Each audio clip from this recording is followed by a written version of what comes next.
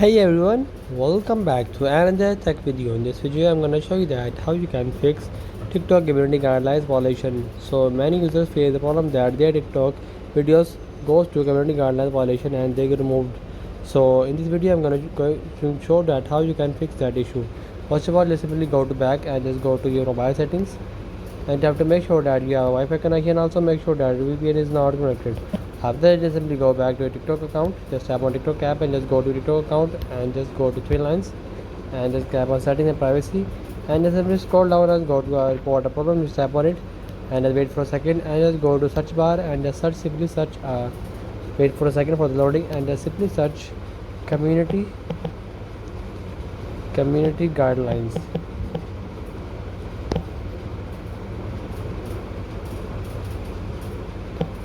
Just search community guidelines and you see there is a many options.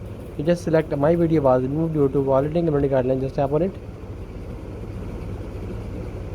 and just load or wait for a second, and you see that there is an option no. Is the problem solved, yes or no? You just simply tap on no.